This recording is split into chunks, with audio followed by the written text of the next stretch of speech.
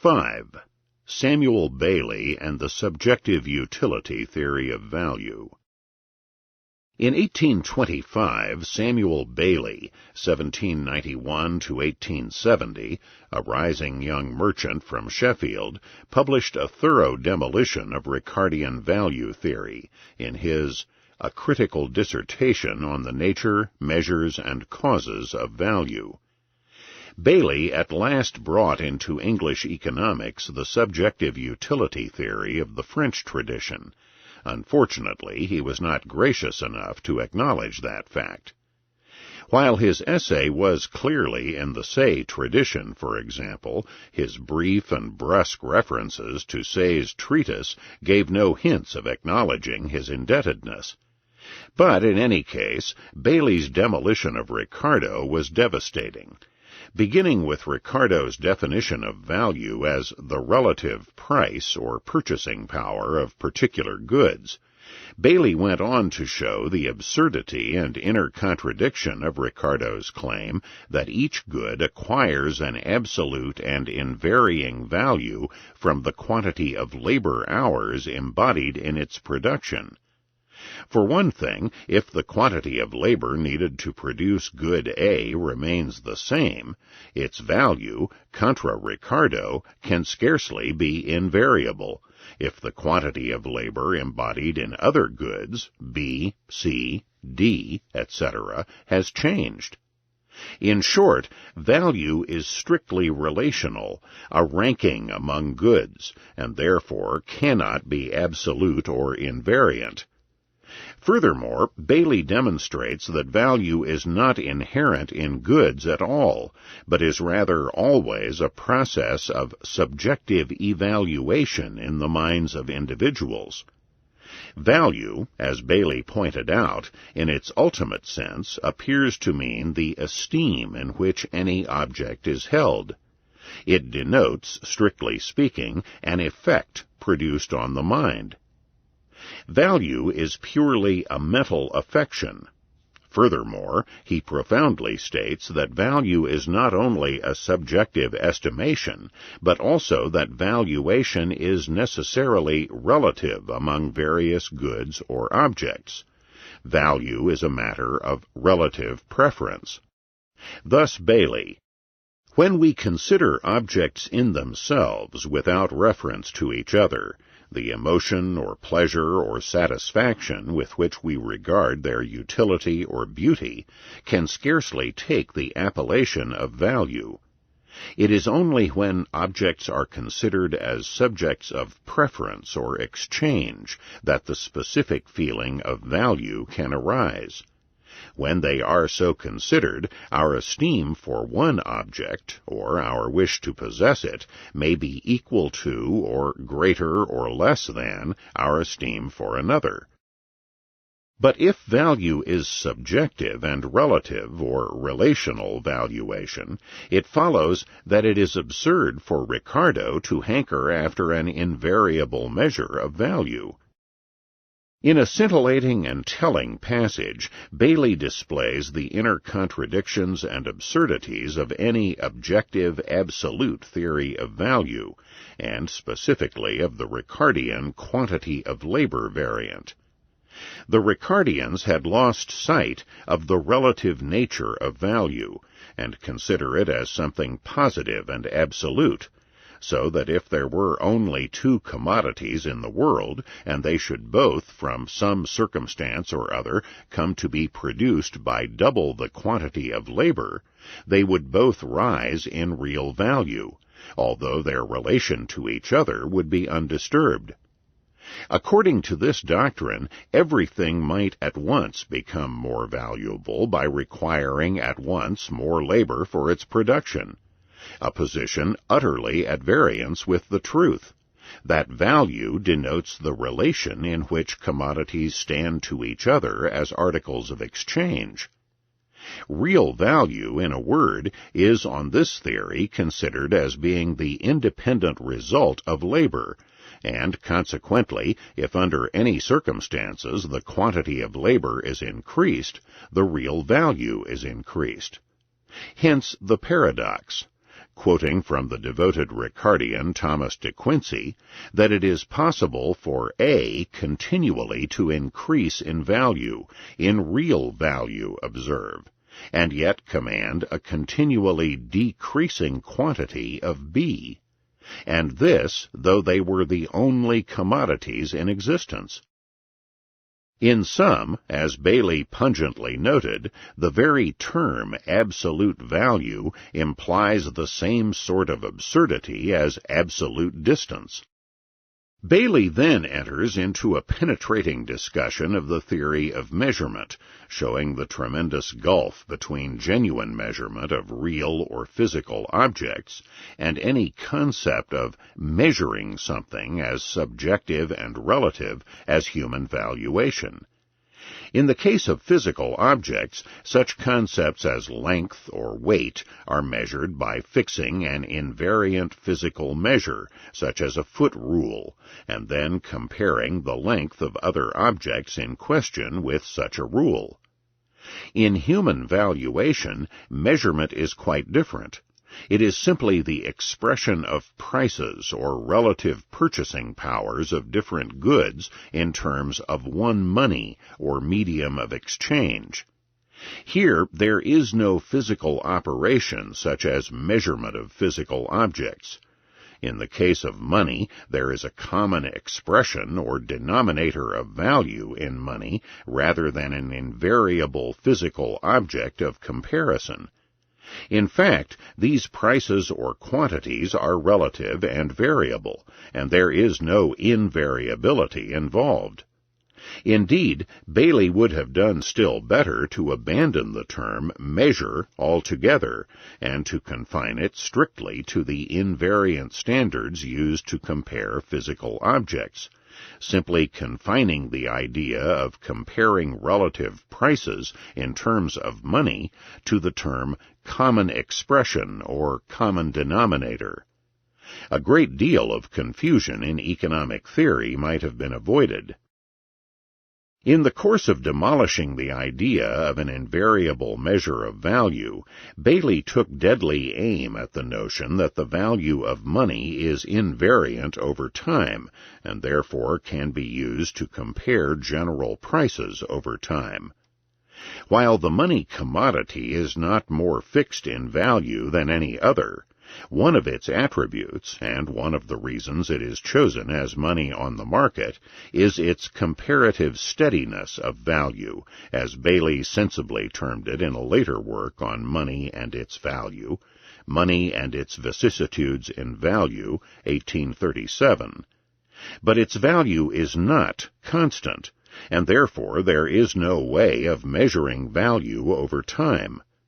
But commodities only have value relations to each other at the same time. A commodity has no value relation to itself at different times. As Baily puts it, we cannot ascertain the relation of cloth at one time to cloth at another, as we ascertain the relation to cloth in the present day. All that we can do is to compare the relation in which cloth stood at each period to some other commodity. We cannot say that a pair of stockings in James I's reign would exchange for 6 pair in our own day, and we therefore cannot say that a pair in James I's reign was equal in value to 6 pair now, without reference to some other article. Value is a relation between contemporary commodities, because such only admit of being exchanged for each other. And if we compare the value of a commodity at one time with its value at another, it is only a comparison of the relation in which it stood at these different times to some other commodity. Until recently, historians have believed that Baily's work made no impact on the Ricardian world of British economics and fell into obscurity, only to be resurrected at the end of the 19th century by economists looking for forerunners of the marginal utility theory. Actually, we now know that despite a vicious personal assault, probably by James Mill, on Baily in the Westminster Review, Baily's critical dissertation was widely read among economists and virtually swept the field. In his January 1831 funeral rites for the Ricardian system before the Political Economy Club, Colonel Robert Torrens declared that, as to value, Baily's dissertation has settled that question. Indeed, the year after Baily's work was published, Torrens praised it highly in the third edition of his Essay on the External Corn Trade, calling it in his preface a masterly specimen of perspicuous and accurate logic, spearing that vague and ambiguous language in which some of our most eminent economists have indulged. And remarkably, the changeable Torrens stuck to that estimate throughout his life. In the lengthy introduction to his The Budget, 1844, in which he revised and retracted many of his earlier views, Colonel Torrens went out of his way to affirm that the gifted author of a dissertation on the nature, causes, and measures of value has set finally at rest the long agitated question whether value should be regarded as an absolute or positive quality inhering in commodities, or as a relation existing between them. Samuel Baily wrote an effective reply to the Westminster Critic, a letter to a political economist, 1826.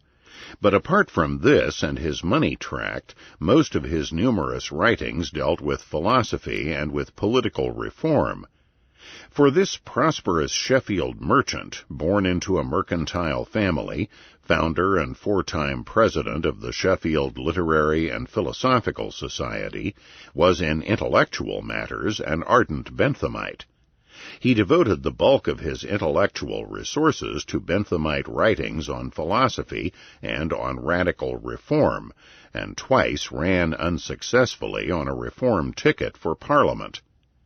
Baily made a considerable philosophical impact with his first book, his Essay on the Formation and Publication of Public Opinion, 1821.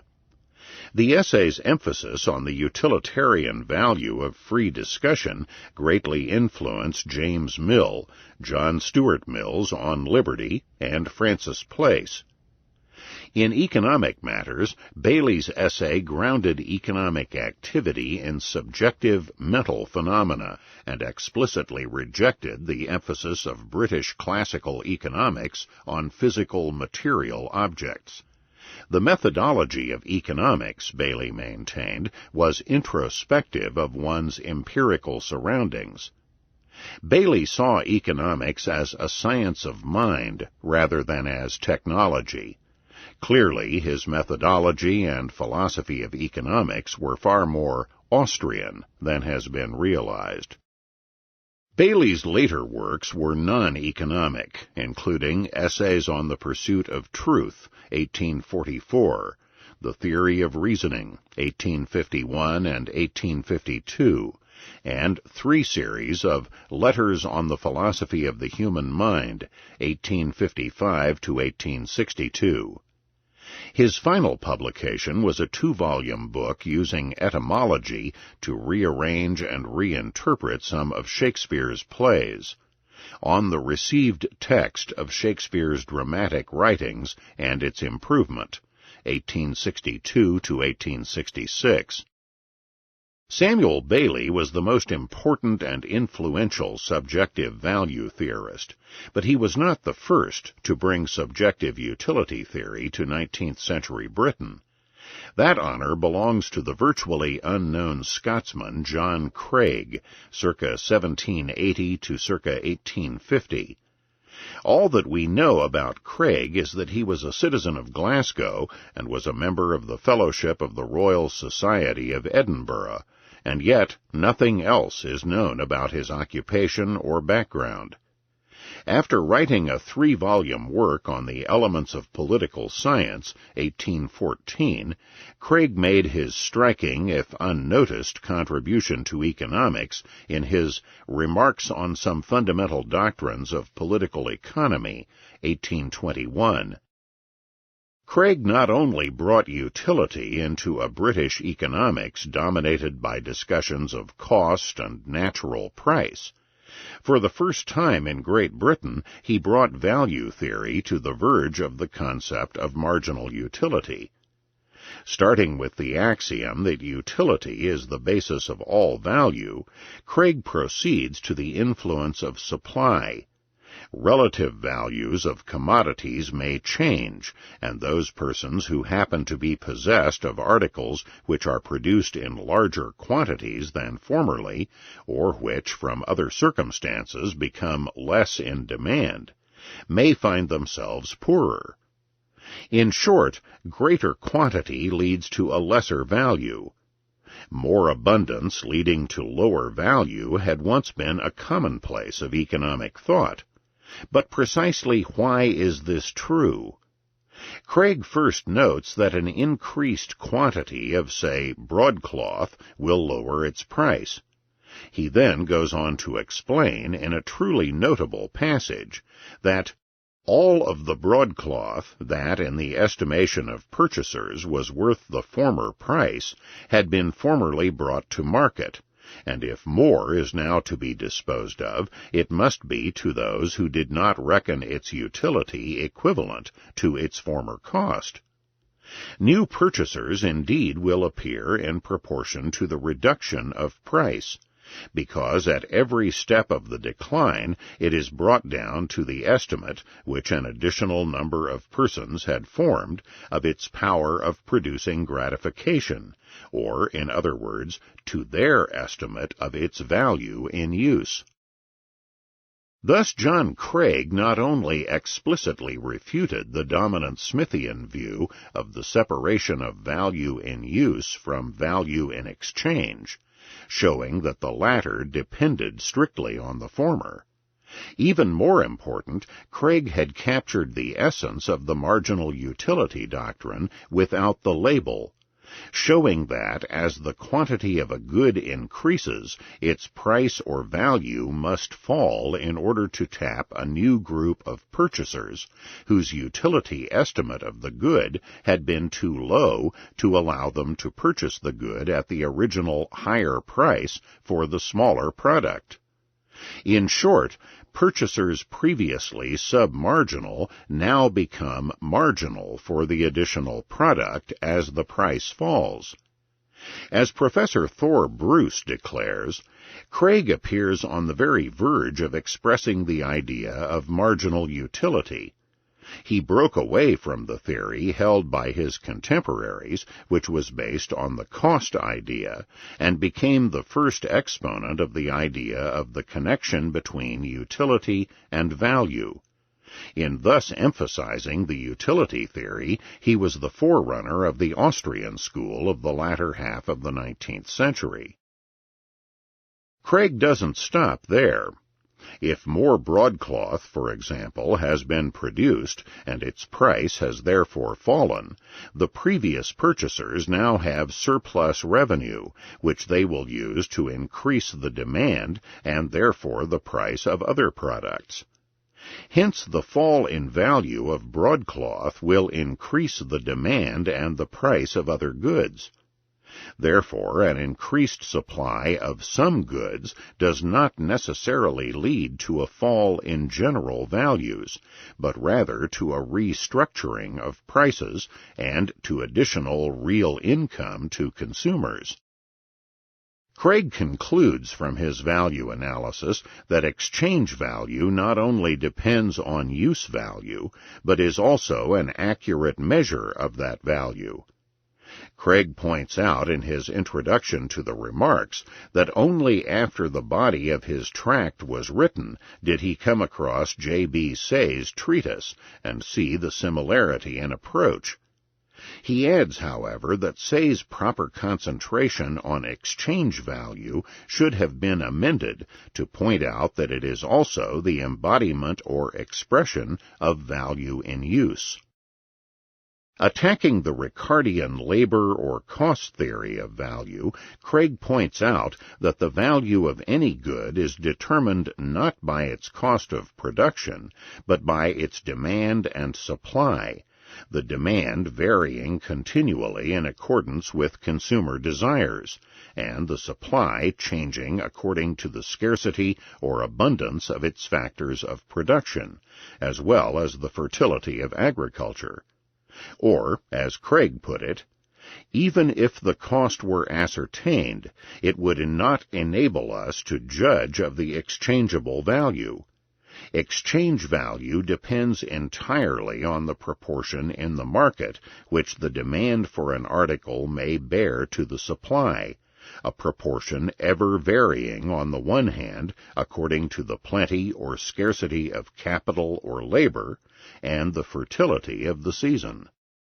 If Samuel Baily was preceded by John Craig, he was succeeded, 6 years after his dissertation, by Charles Foster Cotterill in his An Examination of the Doctrine of Value, 1831.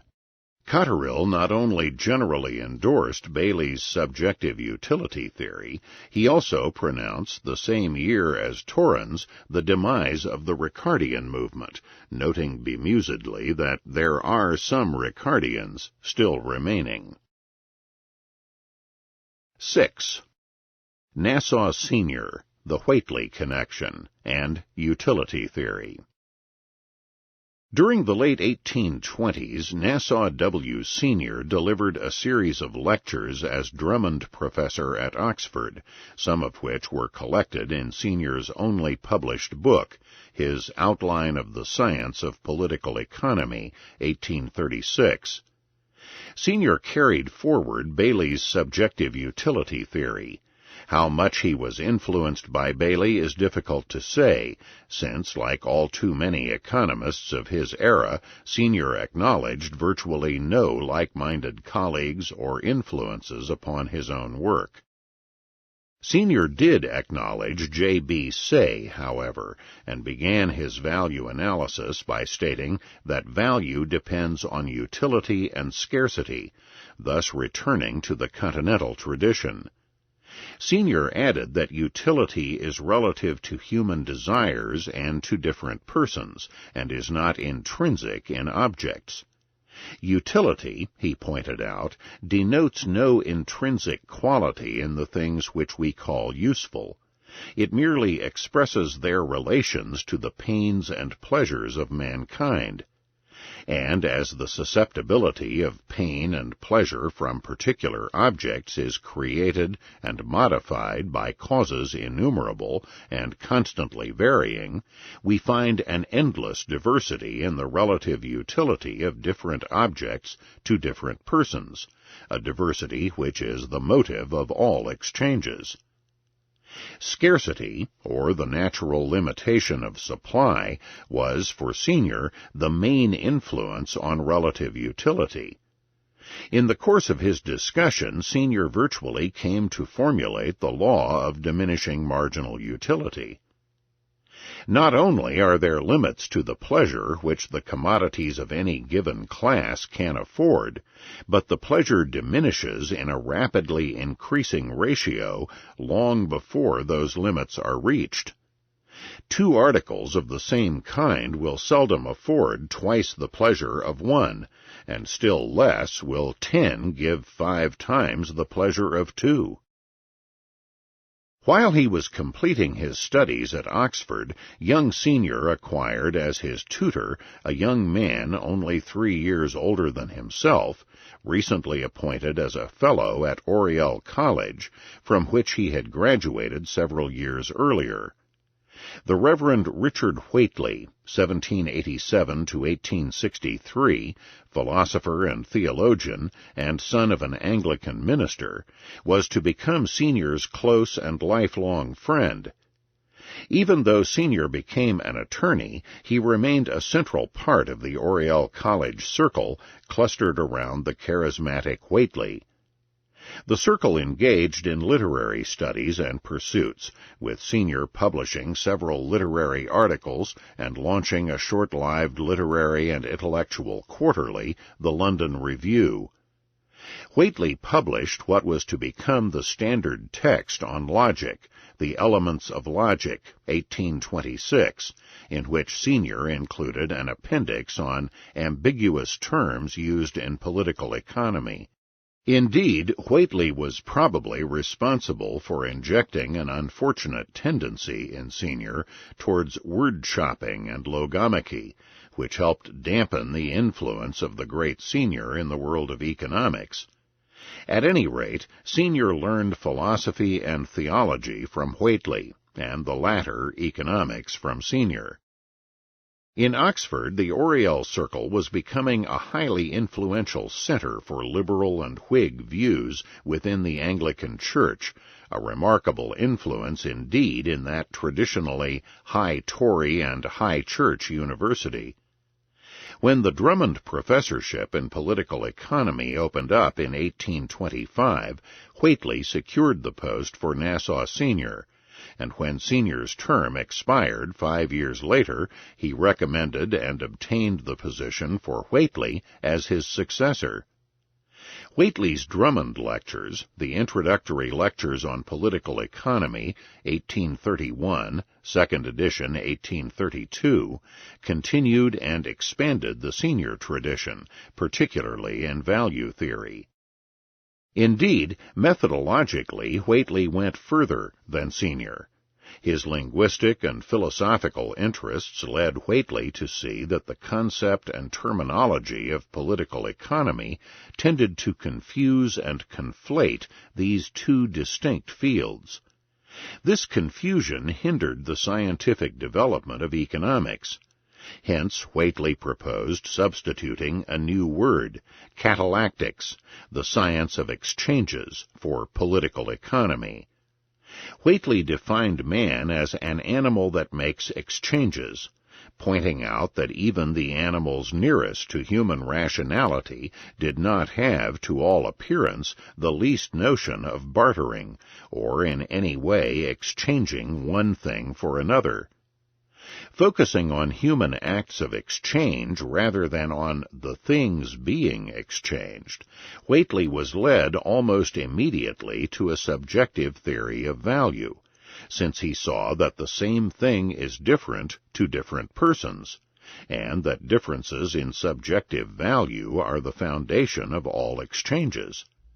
Moreover, Whately pointed out that labor is not essential to value, and noted that pearls do not fetch a high price because men have dived for them, but on the contrary, men dive for them because they fetch a high price. Whately saw that the economic realm, and particularly exchange activity on the market, deserved its own sphere of analysis and inquiry. Even if integration later takes place, as analysis is applied to the political realm, there must first be a separation to allow the reasoning process its head. But after separation and analysis, integration, and Richard Whately understood that the very fact that a separate sphere was secured for catalactic analysis meant all the more that integration with moral and theological analysis was required in order to come to policy conclusions. In his Drummond Lectures, Whately was concerned to show, first, that contrary to Oxford Tories, political economy was not sinful, materialistic, or opposed to Christianity. In the first place, political economy is not to be considered, as had Smith and the Classicals, a study of wealth. It is instead a study of human exchanges. But even a study of wealth is not sinful. In the first place, it is not sinful per se to examine the means of increasing wealth. There is no need for the political economist to step beyond his role as a scientist or catallactician and advocate policy as a means of acquiring wealth or on any other grounds. Indeed, once he does so, he advocates public policy not as a political economist, but in some other capacity. Whately also denounced in their turn the attempt to monopolize economics by the aggressively atheistic, secular, and anti-Christian Ricardian circle. Certainly the latter adjective would not be excessive for people like James Mill and the Benthamite radicals. Whately also believed Ricardian teachings to be dangerous and anti-Christian in the sense that they implied inherent class conflict between capital and labor, and between landlords and everyone else, and therefore denied the essential laissez-faire insight of a harmonious social order, an order that testifies to the existence of divine wisdom. In short, for Whately, laissez-faire harmony and Christian insight into a divine order meet on a broad integrative level. Thus, while economic analysis is scientific and value-free and cannot directly imply political conclusions, such analysis will lead to laissez-faire conclusions, and as such is perfectly consistent with Christian insight into a beneficent divine order.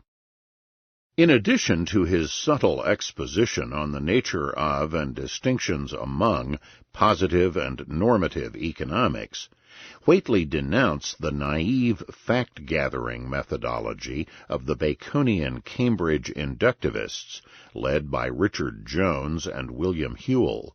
The role of fact-gathering, Whately perceptibly pointed out, was not in framing theory, but in applying it to specific conditions. Looking at facts without the guidance of theory in their selection is virtually impossible. Scientific advances, Whately correctly noted, come not from gathering more data, but from looking at old facts in new ways. An example was modern insight into the nature of the circulation of the blood.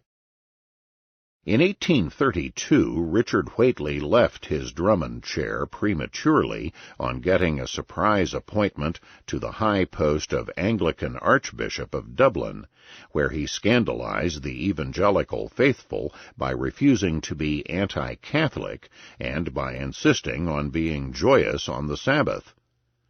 The position of Archbishop carried with it being one of the two visitors of Trinity College Dublin, the two who formed the ultimate appeals court for all intra-college disputes.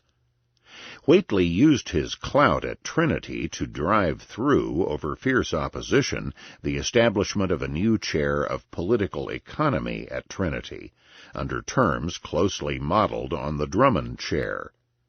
For the rest of his life, Whately examined and selected candidates for the post himself, and paid the salary of the professors. The opposition from the board and the provost of Dublin University was based on a fear of the alleged radicalism of political economy. The provost wanted Whately to guarantee that the holders of the new chair would have sound and safe conservative views, to which the archbishop indignantly replied that he was appalled at such a suggestion, involving, as it did, the introduction of party politics into the subject of abstract science. It was a subtle but important distinction that Whately was trying to convey on an issue that plagues academia to this day. He was saying that it was proper, indeed important, to select a professor with the correct view of the broader implications of his subject, as well as of its strictly scientific aspects. Yet it was decidedly not proper to judge the professoriate on the basis of their direct positions on narrow political issues, which Whately lumped together as party politics. Thus, in gaining agreement on the Whately chair, the Archbishop closely quizzed and selected the professors on the basis of their commitment to the Christian liberal view of the harmony of the universe in general and of the free market in particular, and to the senior subjective utility theory of value as against the Ricardian labor theory. Whately himself wrote a bit more on economics, reiterating his ideas in his Easy Lessons on Money Matters for the Use of Young People, 1833, an enormously popular work for children that went into 15 editions in the next 20 years and was translated into many languages. Remarkably, in this primer, Whately hinted at another huge theoretical advance, generalizing the theory of pricing for all factors of production. If you consider attentively what is meant by the words rent, hire, and interest, you will perceive that they all, in reality, signify the same sort of payment. But unfortunately, Whately did not apply himself further to economics, and insights into value or distribution theory became scattered and fragmentary. From now on, he would have to rely on Whately chair holders to pursue the subjective tradition more systematically. The first holder of the Whately chair suited the Archbishop's requirements admirably. Samuel Mountfort Longfield, 1802 to 1884, the son of an Anglican vicar in County Cork, Ireland, had graduated from Trinity College a decade earlier and had won a gold medal in science for particular excellence in mathematics and physics. Longfield later won a coveted fellowship at Trinity, a post concentrating on mathematics and sciences, areas in which Trinity was far stronger than Oxford and Cambridge, which were just now enlarging their exclusively classical curriculum to enter the modern world. While serving as Fellow of the college, Longfield entered Dublin Law School and, graduating in 1831, became assistant to the Dublin professor of feudal and English law. Not only that, Longfield delivered a series of public lectures on the common law that was highly favorably received. Mountfort Longfield more than fulfilled Whately's expectations. Not only did he use the leisure and the stimulus of the chair to hammer out a remarkably complete subjective and even marginalist theory of value and distribution, a genuine alternative to Ricardianism, he also imparted his stamp and the tradition of a subjective value theory alternative on Dublin University, leaving worthy successors to his chair. The brunt of Longfield's system was presented in his first published series of lectures, Lectures on Political Economy, 1834. During the rest of his term, Longfield published 2 more sets of lectures. In 1836, he left the Whately chair to resume his legal career, becoming Regius Professor of Feudal and English Law at Dublin University. Later, he became a member of the Queen's Council. Longfield was an expert in real estate law, and in 1849 he was appointed as one of the 3 land commissioners in Ireland. A decade later, he became the prestigious judge of the Landed Estates Court in Ireland. From then on, he was known widely in Great Britain as Judge Longfield for his efforts on behalf of land reform in Ireland. Aside from a few articles on banking, Longfield had no further leisure to pursue economic studies, and so his remarkable contributions to economics were crammed into his 4 years in the Whately chair. At the end of his life, Longfield returned to his early interest in mathematics, publishing a mathematical text, an elementary treatise on series, in 1872. Longfield's broad perspective of market harmony was quite similar to Whately's. In his lectures, he wrote that the laws according to which wealth is created, distributed, and consumed have been framed by the great author of our being, with the same regard to our happiness which is manifested by the laws that govern the material world.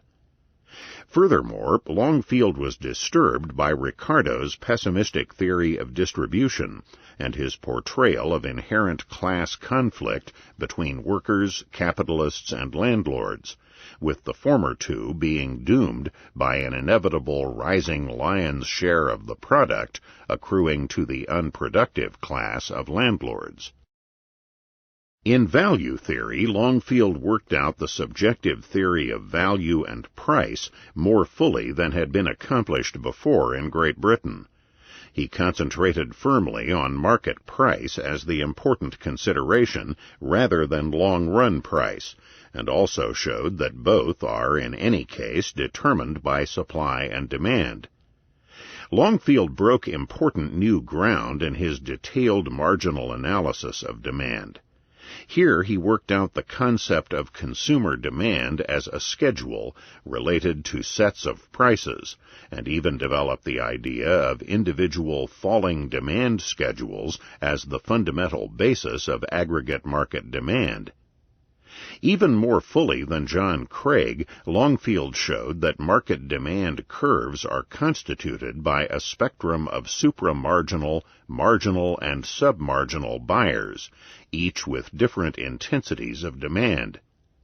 Furthermore, the measure of the intensity of any person's demand for any commodity is the amount which he would be willing and able to give for it, rather than remain without it, or forego the gratification which it is calculated to afford him. Yet, of course, despite the different intensities of demand, all exchanges will be at the same market price. If, then, the price is attempted to be raised 1 degree beyond this sum, the demanders, who by the change cease to be purchasers, must be those the intensity of whose demand was precisely measured by the former price. Thus the market price is measured by the demand, which, being of the least intensity, yet leads to actual purchases. In short, the marginal demand becomes a key to the determination of price.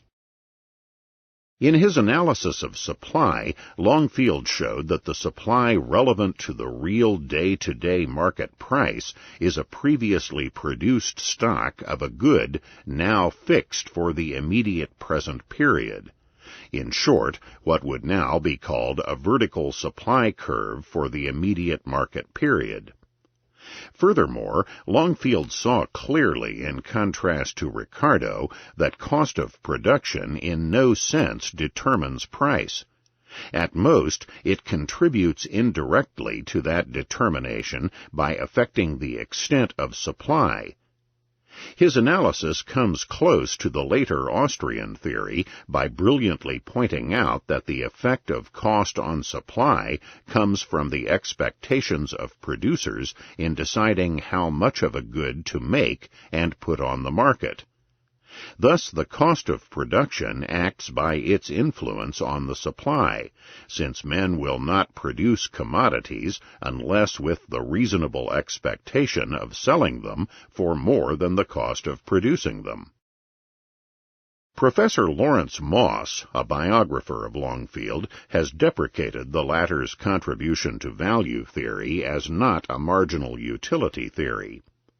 Moss complains that while Longfield realized that utility was the source of all demand, he did not analyze utility beyond that, and stuck merely to an analysis of marginal demands and the demand schedule. This revisionist view seems merely to quibble over terms. While Longfield did not use the term marginal utility or break utility down into individuals or groups, his doing so for demand and the degrees of demand goes most of the way towards a complete utility theory. Professor Moss is in danger of mistaking the term for the substance. It is true, however, that an unfortunate lingering Ricardianism led Longfield to endorse labor as a measure of value, a concept which is every bit as fallacious as the labor theory of value itself. In Ireland, as we shall see, Mountfort Longfield, aided by Whately, left an important legacy of subjective value theory and anti-Ricardianism to his successors in the Whately chair at Dublin. But unfortunately he had no influence in England, where he was ironically well known as Judge Longfield, the Irish land reformer, and unknown as an important and challenging economist. Senior, though closest in doctrine, knew of Longfield, but only referred to him once on a trivial point, and displayed no signs of being influenced by him. This neglect was intensified by the extreme provinciality of English economics in the 19th century. Generally, they would not deign to notice foreign writers, especially colonials like Irishmen and Americans, from whom they might have profited. But Mountfort Longfield did succeed, at least, in establishing a utility-value tradition in Ireland. His successor in the Whately chair, Isaac Butt, 1813 to 1879, proudly called himself a disciple of Longfield, and advised his students to read, above all in economics, Longfield, Say, and Senior, a worthy trio indeed. Like Longfield, and even more so, Butt's economic contributions were confined to the 1836 to 1840 term of his Whately chair. His most important publications, Introductory Lecture, 1837, and Rent, Profits, and Labor, 1838, consisting of lectures delivered at Trinity. As we shall see below, Butt's main contribution was generalizing Longfield's marginal productivity theory of factor pricing and integrating Say's utility analysis with that theory. In utility theory proper, Butt corrected Longfield's Smith-like error in referring to consumption per se as unproductive. Butt also noted that the labor theory of value might be in a sense applicable if labor were the only scarce resource, and if, moreover, it were homogeneous and costlessly mobile between industries. But such conditions are, of course, impossible. Isaac Butt began as a precocious classical scholar and translator of Virgil. He was named to the Whately chair at the early age of 23, and while teaching there he took his bar examinations. After his term was over, Butt became an eminent attorney, and soon became an alderman of the city of Dublin. Later, Isaac Butt denounced British policy during the Irish famine, and went on to become a famous and hard-hitting advocate of Irish Home Rule. Butt defended leaders of the Irish Rising of 1848 in court, as he did the Fenian rebels in the late 1860s. Butt was also the founder, leader, and chief organizer of the Home Rule Party, serving for a while in Parliament. His published writings after his Trinity period dealt with the Irish land question, where Butt advocated land reform on behalf of the Irish tenantry. As a tenants advocate, Butt took the poorly paid side of these legal disputes, and hence was never well off and was often deeply in debt. His main publications on the Irish question were A Voice for Ireland, The Famine in the Land, What Has Been Done and What Is to Be Done, 1847, and The Irish People and the Irish Land, 1867. Isaac Butt's successor in the Whately chair, James Anthony Lawson, 1817 to 1887, was also an attorney involved with the Irish question, but he took the opposing route to Butt, becoming a stern advocate of British law and order and suppression of his rebellious countrymen. Lawson also became the holder of the political economy chair at a remarkably early age, 24, serving the full term from 1841 to 1846. Lawson entered Parliament and rose to become Solicitor General and then Attorney General for Ireland, becoming a judge of the Common Pleas in 1868. There he meted out punishment for land rebels and Fenians, while Richard Cantillon remains as the only possibly murdered man in history of economic thought. Lawson suffered an attempted assassination on the streets of Dublin in 1882. Lawson's productivity in economics followed the same restricted path as that of his predecessors. His only published book was his 5 lectures on political economy, 1844, consisting of some of his Trinity lectures. In later years, he occasionally printed some of his lectures on legal topics, the best known being on mercantile law in 1855. Unfortunately, the series of Lawson's lectures on value have been lost, his only published reference to them being contained in a brief appendix to his 5 lectures. We know enough, however, to see that Lawson was decidedly in the Trinity utility tradition, and even made a distinguished contribution to that doctrine. Thus, Lawson declared that it was subjective utility and utility alone that determined the price of all goods. Lawson declared that it is a proposition always true and of universal application that the exchangeable value of all articles depends upon their utility, that is, upon their power to gratify the wants and wishes of man. All other attempted explanations of value he saw as only partial. Demand and supply, for example, can only influence price by way of their effect on utility. In dealing with the effect of an increase of supply, Lawson arrived flatly and notably at the law of diminishing marginal utility. Thus, if someone's supply of a good increased, this will generally diminish its utility to him, or the degree in which he desires its possession. For as our particular desires are capable of being satisfied, it is obvious that we may have more of an article than we wish to use. Therefore, retaining the possession of that surplus is less desirable to us.